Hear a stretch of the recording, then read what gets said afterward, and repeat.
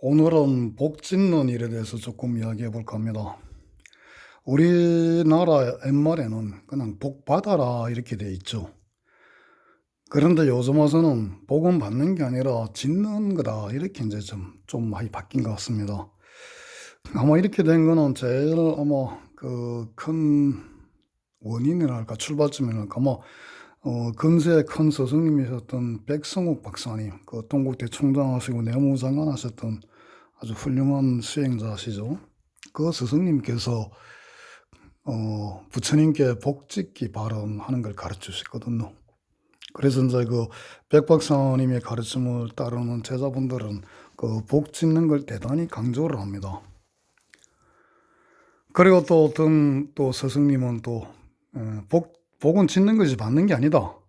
그래서 복을 져야 받지 어떻게 복 받을 생각만 하느냐. 복은 져놓지 않고 이렇게 해가지고 우리가 언제부터인가 많이 복에 허기가 져 있습니다. 복을 자꾸 그렇지 복을 져야 받는 거지 나는 복도 안 져놓고 복만 받을래 했으니 내가 얼마나 참 나쁜 사람인가 이 거지건성인가. 그래 복 짓자 복 짓자 그러면서 이제 복을 지으려 다녀요. 근데 해보시면 아시면은 복 짓기가 엄청 어렵습니다. 그 복 짓는 것 자체가 복을 지을 만한 복이 있어야 복을 짓는 거예요. 그런데 복을 지을 복도 없는 분들이 복을 지으려고 그러니 그 얼마나 힘들겠습니까? 이렇게 난데없는 그냥 또 하나의 그 짐이, 응? 삶을 살아가는데 짐이 하나 더 붙는 겁니다. 너 복을 지어야 될 텐데, 복을 지어야 복을 받을 텐데, 이런 생각이 떠나지 않는 거죠. 그리고 복을 못 짓는 자기가 참 한심하고 또 어느 날 안타깝고 오늘도 복도 못 짓고 지나갔구나 하는 그런 걸 하게 되죠. 결국 복이란 그냥 착한 일입니다. 선업.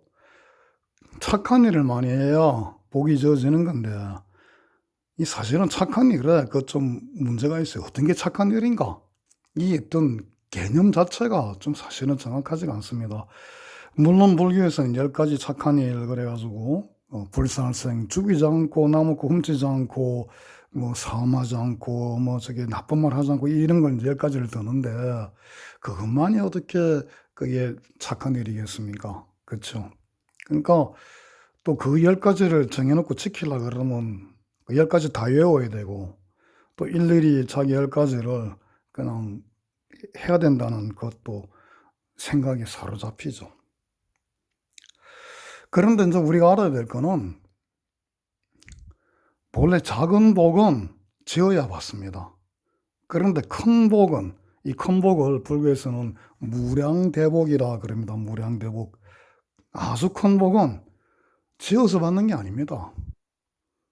우리가 흔히 이런 말 많이 하죠. 작은 부자는 뭐 건강하고 저축해서 될 수 있지만 큰 부자는 절약하고 뭐 열심히 노력한다고 되는 게 아니다. 이런 이야기 많이 듣죠. 비슷한 이야기입니다.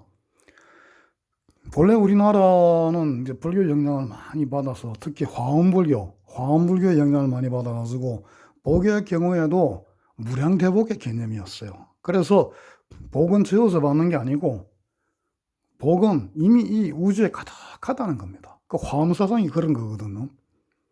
이미 가득한데 내 그럴 만큼 복을 내가 끄집어내는 거예요. 그래서 유명한 그 의상조사 법성계 나오지 않습니까? 하늘에 보배의 비가 비처럼 내리는데 보배의 비가 막 쏟아지는데 그릇 사람들마다 그릇이 하나 있습니다. 근데 그 그릇만큼 쏟아지는 보배의 비를 받는 겁니다. 우보익승만원공인데 온 세상의 우주는 우리에게 이익을 주려고 우리에게 행복을 주려고 난리가 났어요. 그래서 막 그냥 축복의 비를 막 쏟아붓는 겁니다. 그런데 내가 그릇이 작아가지고 그걸 다 못 받아내요. 그릇이 큰 사람은 많이 받아가지고 참 풍요롭게 그거 가지고 지내고 쪽박 돕는 사람들은 받는 족족 다 세버려가지고 아무리 받아도 소용이 없는 겁니다. 그게 우리 옛날부터 복의 개념입니다.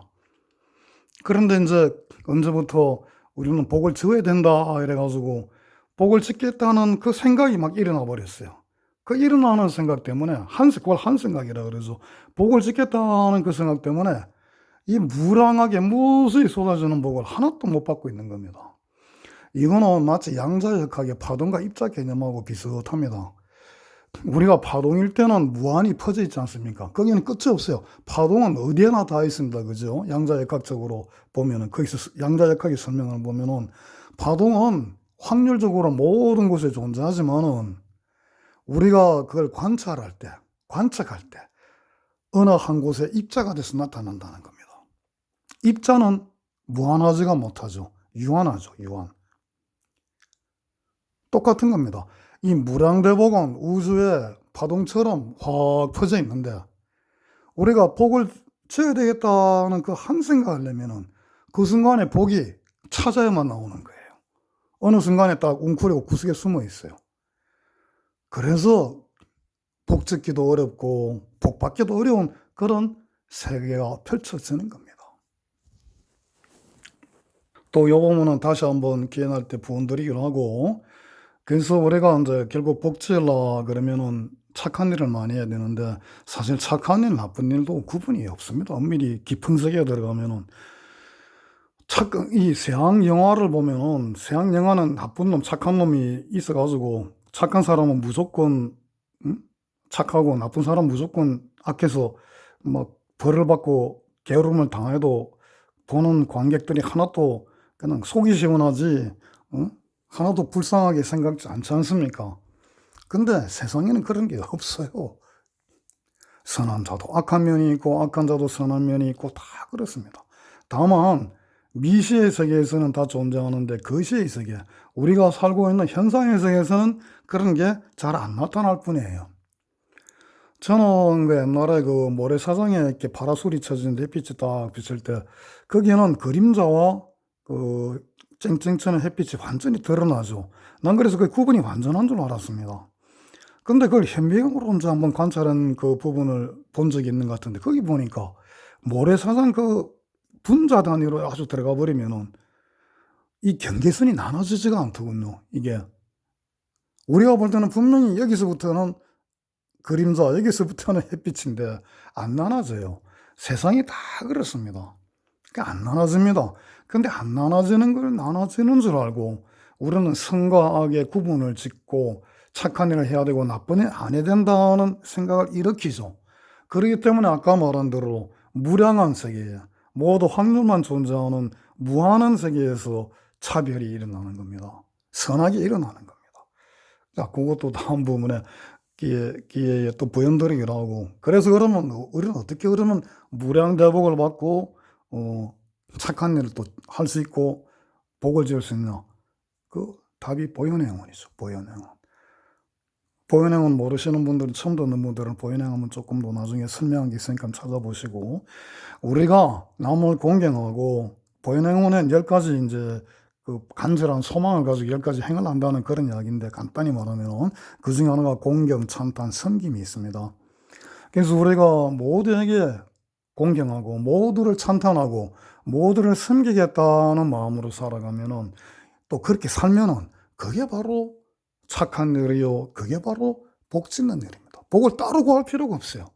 그래서 보현행원 하시는 분들은 나는 수행을 많이 하고 또 저기 복을 많이 또 따로 지어야 되겠다, 이런 게 없습니다. 또 나는 지금까지 하고 싶은 거 다 하고 요거 좀 하고 나면은 그때부터 복을 지어주는 하겠다, 또 착한 일을 또 짓겠다, 이런 게 없습니다. 보현행원을 하는 그 자리가 바로 복을 짓는 자리요, 착한 일이 이루어져 나가는 그런 자리입니다. 그래서 보현행원은 모든 게 저절로 지어져요. 저절로. 행원만 하면 됩니다. 그래서 부처님이 보현행원품 제일 첫머리에 이 무량한 부처님의 공덕바다로 들어갈 때 어떻게 하면 되느냐? 그냥 보현행원 닦아라, 보현해라, 이렇게 되어 있습니다. 아무 조건이 없어요. 그냥 보현행원만 하면은 모든 세계가 저절로 열려나가고 모든 어려움이 저절로 풀려나가고 모든 세계가 저절로 내게 다가온다 하는 게 화엄경 보현행원에서 알려주신 붓다의 가르침입니다. 네, 여기까지 하겠습니다. 감사합니다.